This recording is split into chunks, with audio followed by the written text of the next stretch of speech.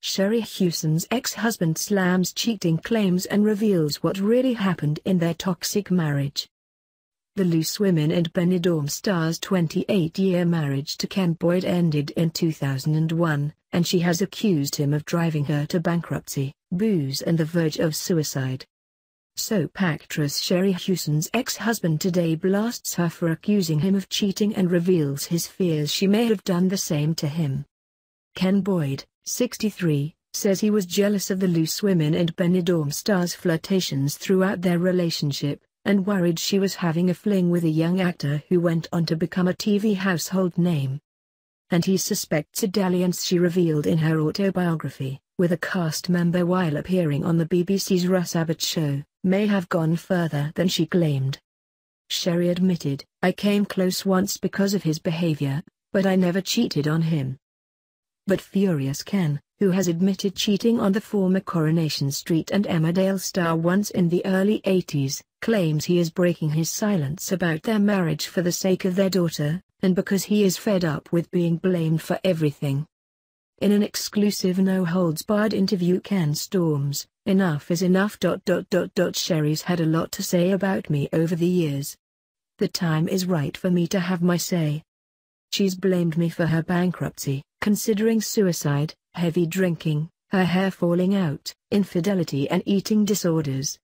Everything bad that has ever happened to her is somehow all my fault."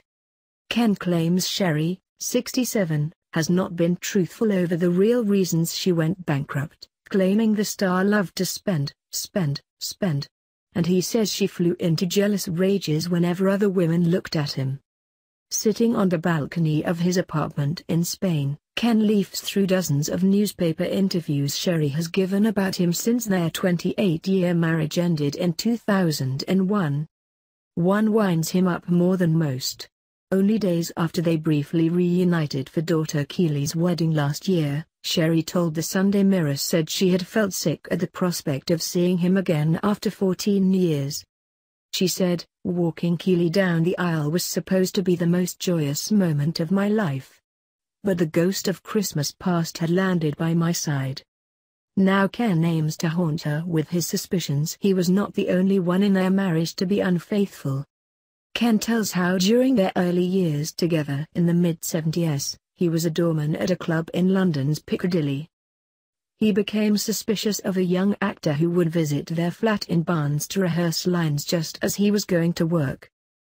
"As I was getting on the number 9 bus he'd be turning up," he says. "I saw him arriving in his car.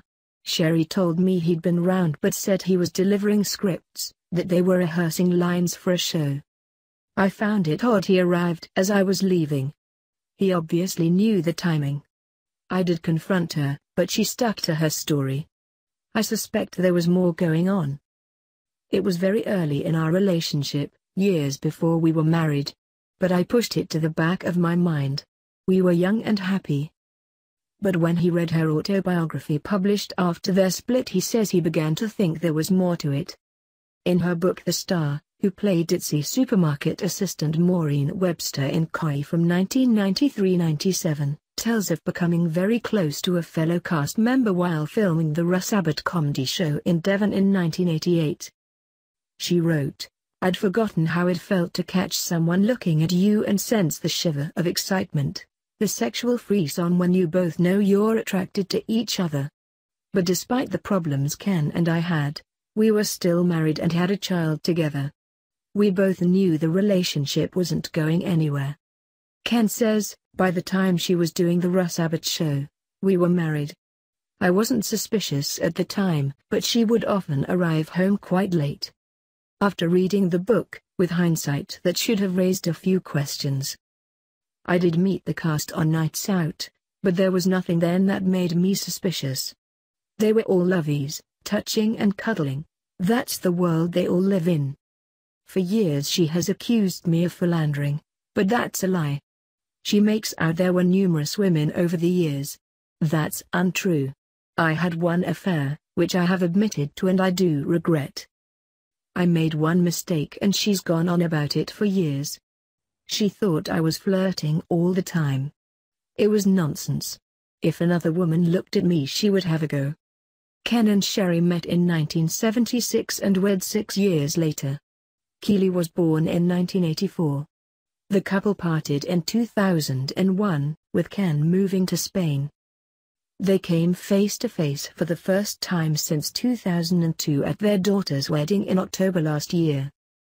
But they happily posed for pictures together and Ken flew back to his home near Marbella, pleased the celebration had gone well and they had parted on good terms. He was shocked when a few days later Sherrie gave the interview about their toxic marriage. Ken says, "I thought things had gone really well, but then she's saying how she dreaded seeing me again, how she was sick at the thought of seeing me. She just can't stop herself." Earlier this year, Sherrie made a guest appearance on Loose Women where she spoke about him yet again. Ken says, "I've kept quiet to protect our daughter as much as possible, but I do feel it's time I had my say." 2 weeks before the wedding, Ken says he found out through a magazine article he was being given a special role on their daughter's big day. "In other words, I wasn't walking her down the aisle in the traditional way," he says. "I put that down to Sherrie. I found out my role by reading about it. It knocked me. I was unsure if I was really going to be made welcome. I love my daughter and I put this down to her being influenced by Sherrie." In the end, both Ken and Sherrie walked the bride down the aisle. They then said "we do" together when asked who gives the bride away. Recalling meeting Sherrie at the ceremony, Ken said, "She said, 'Hi darling, how are you?' I said hi and 5 minutes later we were walking down the aisle. We were either side of Keely and then it came where the father of the bride gives his daughter away and all the tradition went out of the window." During his wedding speech, Ken said, "My advice to you Keely is, don't think the grass is always greener on the other side, it isn't." Sherrie speculated in her interview it was him regretting his infidelity, saying, "I did wonder whether that little line was about us." But Ken says, "It was pointed at her, but the penny didn't drop.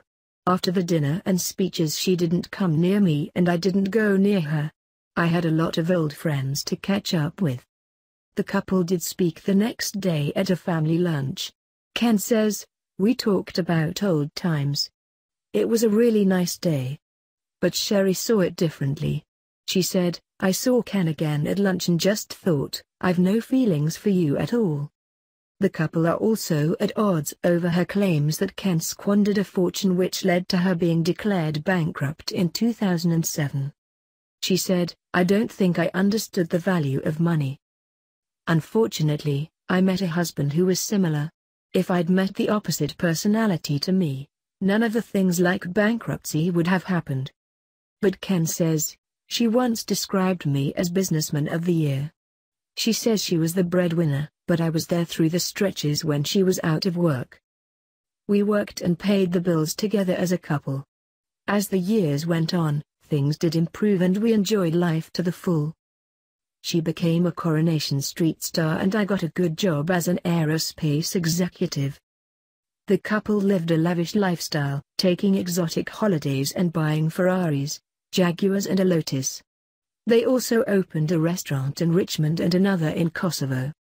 But Ken says, she would go out buying, taking the credit cards up to the hilt. Buy, spend. Sherrie said, "I was loyal to my ex the entire time of our marriage. He wasn't. His description of our life together is colorful to say the least. He should write scripts for a TV soap, his imagination is clearly good enough.